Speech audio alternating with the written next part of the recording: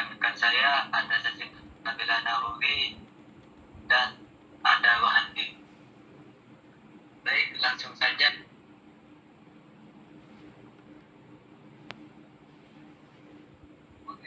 SDM 1. Lingkup riset SDM.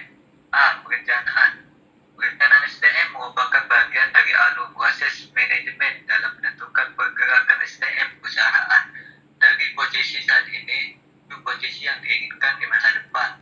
Untuk merancang dan mengembangkan perencanaan sumber daya manusia yang efektif, Binsandi 1996 menyatakan adanya 3 tipe perencanaan yang saling terkait dan merupakan satu kesatuan sistem perencanaan tunggal, yaitu A. Strategic planning yang bertujuan untuk mempertahankan kelangsungan organisasi dalam lingkungan persaingan. B. Operational planning yang menunjukkan demand terhadap SDM. C. Human resource planning yang digunakan untuk memprediksi kualitas dan kuantitas kebutuhan sumber daya manusia dalam jangka pendek dan jangka panjang yang menggabungkan program pengembangan dan kebijaksanaan SDM.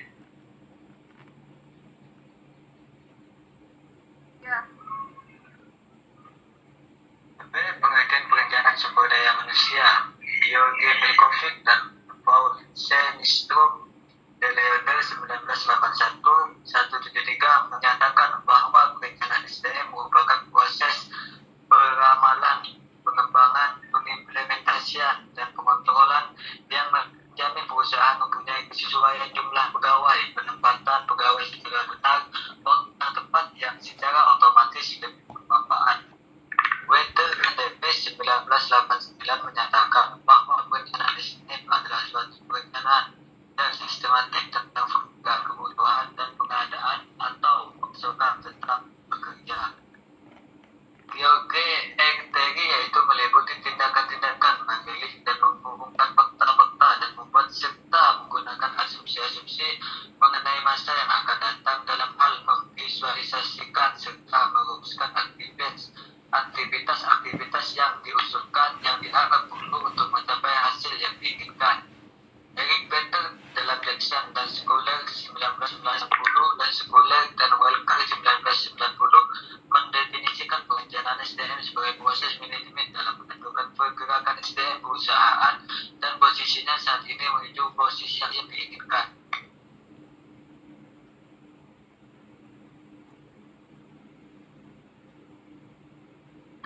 Untuk W. Sherman dan W. Mohlander dalam bukunya Managing Human Resources tahun 1992 mengatakan perencanaan SDM adalah proses antisipasi dan persyaratan untuk harus melakukan kerja di dalam dan luar organisasi. Prinsip dalam perencanaan SDM. Perencanaan SDM perlu didasarkan pada prinsip berikut. 1. Prinsip pengintegrasian perencanaan SDM dengan strategi definisi lainnya yang sesuai dengan strategi perusahaan. 2. Manajer senior harus memberikan kepemimpinan yang menekankan pentingnya pengembangan perusahaan dengan melibatkan seluruh divisi dalam perusahaan. 3. Perusahaan yang lebih besar untuk perencanaan SDM yang bertanggung jawab kepada manajemen senior dapat didirikan. Tujuan utama unit ini akan mengkoordinasikan implementasi tuntutan SDM dari departemen yang berbeda. 4. Jadwal perencanaan perlu didefinisikan masalah utama dalam pembuatan perkiraan kebutuhan SDM melibatkan ketidakpastian sehingga pentingnya untuk dilakukan kompromi yang jelas mengenai jangka waktu perencanaan SDM. 5. Ruang lingkup dan rincian tentang perencanaan SDM harus ditentukan. Perencanaan SDM harus didasarkan atas informasi yang paling komprehensif dan akurat.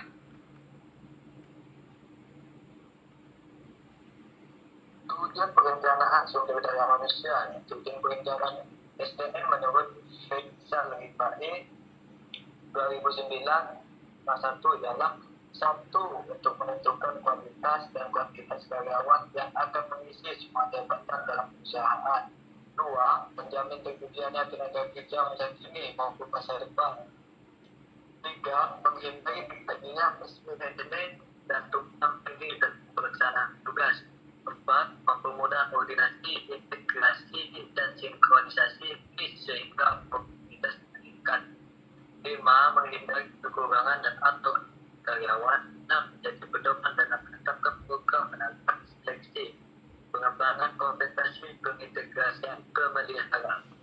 kedisiplinan dan keberhasilan karyawan.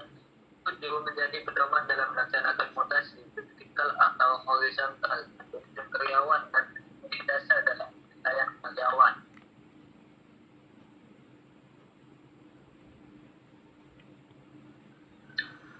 Tujuan khusus dari perencanaan sumber daya manusia adalah menyeimbangkan antara biaya penempatan dan pemanfaatan karyawan, menentukan kebutuhan rekrutmen, menentukan kebutuhan pelatihan, pengembangan manajemen, hubungan karyawan, dan industri.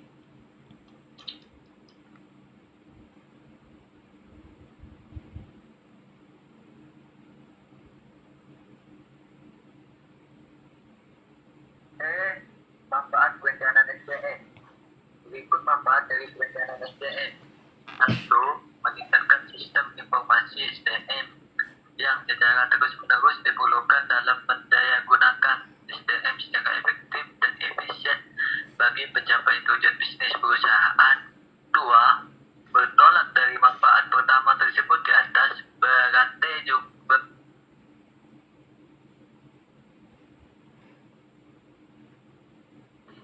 perencanaan SDM berfungsi juga untuk mempermudah pelaksanaan koordinasi SDM oleh manajer SDM dalam usaha memperpadukan pengelolaan SDM, juga merupakan tanggung jawab sebagian lainnya, meskipun terbatas lingkungan unit kerja masing-masing. 4. Perencanaan SDM jangka panjang bermanfaat bagi perusahaan untuk memperkirakan kondisi dan kebutuhan pengelolaan SDM selama 2 atau 3 dan bahkan 10 tahun mendatang. 5. Perencanaan SDM jangka pendek bermanfaat untuk mengetahui posisi atau jabatan pekerjaan yang lowong pada tahun mendatang. Proses perencanaan SDM. Menurut James Welker dalam proyek 1986, perencanaan program meliputi 2 hal, yaitu manajemen kinerja dan manajemen karir.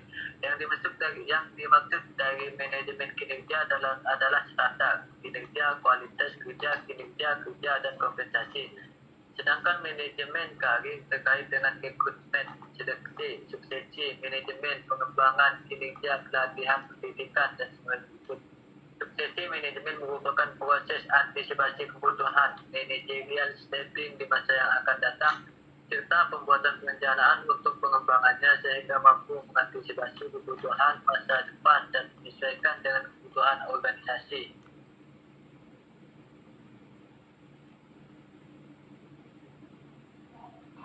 Beberapa tahap yang terkait dengan perencanaan SDM antara lain: 1. Tahap peramalan kebutuhan SDM di masa depan. Perkiraan kebutuhan net forecasting secara garis besar terbagi atas 4 kelompok. Kelompok yang pertama yaitu eksternal dan internal. Yang kedua, persyaratan SDM di masa depan. Dan yang ketiga yaitu ketersediaan SDM di masa mendatang yang dapat diprediksi melalui inventarisasi bakat karyawan. Yang keempat yaitu perakiraan kebutuhan SDM. 2. Perencanaan program planning. Rancangan atau rencana program tersebut meliputi 2 hal besar, yaitu manajemen kinerja dan manajemen karir. Manajemen kinerja meliputi 3 hal, yaitu 1. Hal-hal yang berkaitan dengan keorganisasian seperti aktivitas kerja dan lain-lain. 2. Penilaian kinerja yang terdiri dari perencanaan kinerja, tujuan kinerja, bimbingan evaluasi kinerja, alat dan model analisis kinerja. 3. Struktur imbalan seperti kompensasi dan pembagian keuntungan.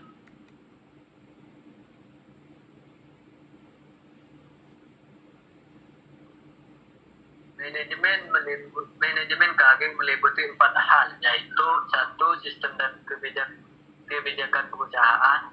2. Suksesi manajemen. 3. Kesempatan karir. 4. Rencana karir individu. Dengan menggunakan pemahaman Schuler 9872-78, terdapat 4 tahapan penting dalam perencanaan SDM, yaitu 1. Gathering, analyzing, and forecasting supply and demand. 2. Establishing human resource objectives and policies. 3. Human resource programming. 4. Human resource planning, control, and evaluation.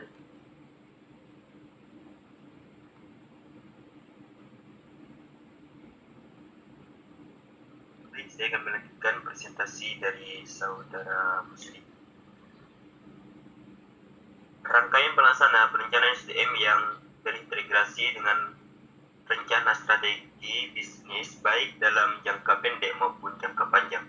Menurut Hadarin Nawawi 1997 sampai 154 adalah sebagai berikut. 1. Dalam proses perencanaan strategi bisnis, beberapa organisasi atau perusahaan akan melakukan menyusun rencana strategi bisnis dengan perspektif jangka panjang 5-10 tahun atau lebih dari masa mendatang.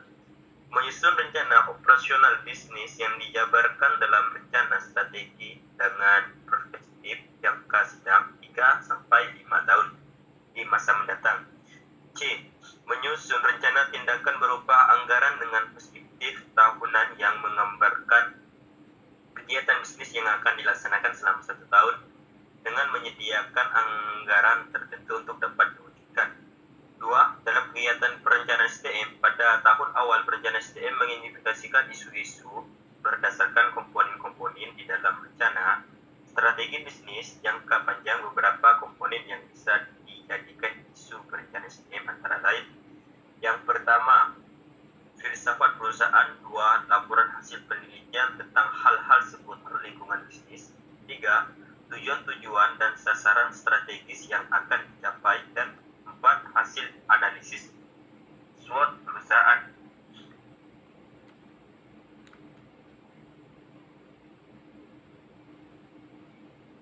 Implementasi sistem perencanaan SDM.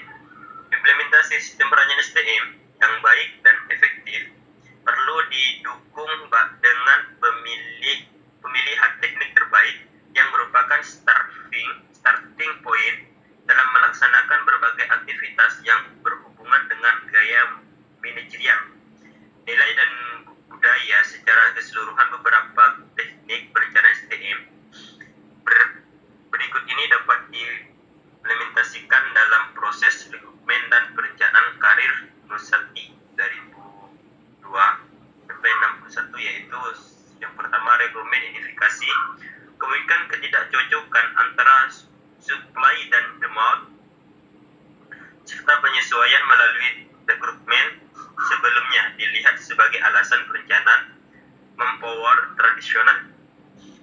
2. Perencanaan karir. Hal ini membutuhkan pengertian proses-proses yang diintegrasikan pada karakteristik individual dan preferensi dengan implikasinya pada budaya organisasi, nilai dan gaya, strategi bisnis dan panduan, struktur organisasi dan perubahan sistem reward, penelitian dan sistem pengembangan syarat penelitian dan sistem promosi. Beberapa organisasi ini menekankan pada tanggung jawab individual bagi pengembangan karir masing-masing. 3. Evaluasi perencanaan SDM. Perencanaan SDM dapat digunakan sebagai indikator kesesuaian antara supply dan demand bagi sejumlah orang-orang yang ada dalam organisasi dengan keterampilan yang sesuai. Perencanaan SDM juga berguna sebagai early warning perusahaan terhadap implikasi strategi bisnis bagi pengembangan SDM dengan melakukan audit terhadap SDM. 2. Rekrutmen dan seleksi.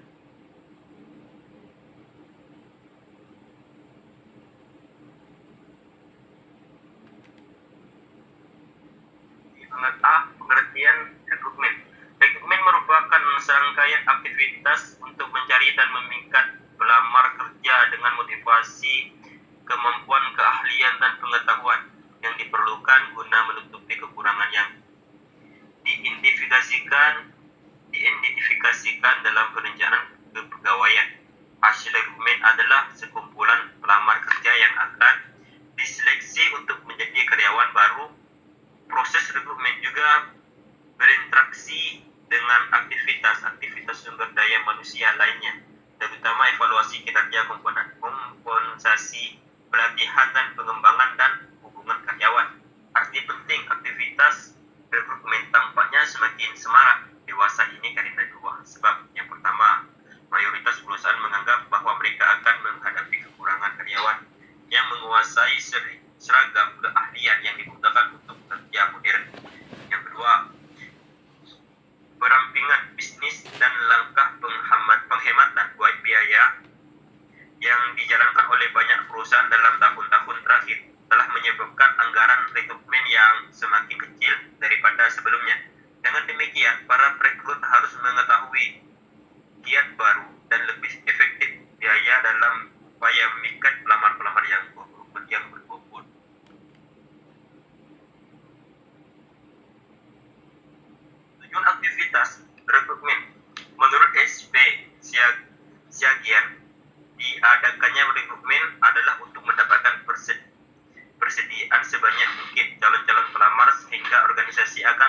kesempatan yang lebih besar untuk melakukan pilihan terhadap calon pegawai yang dianggap memenuhi standar kualifikasi organisasi.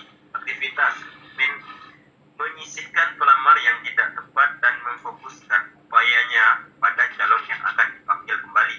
Aktivitas rekrutmen dapat membangun opini yang menguntungkan dengan cara mempengaruhi sikap para pelamar sedemikian rupa terlepas dari mereka diangkat atau tidak. Untuk aktivitas rekrutmen perlu memantapkan tujuan-tujuannya.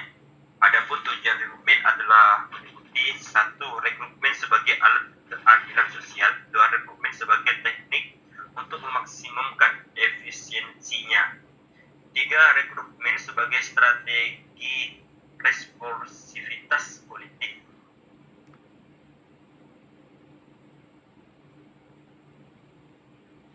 Tujuan utama rekrutmen adalah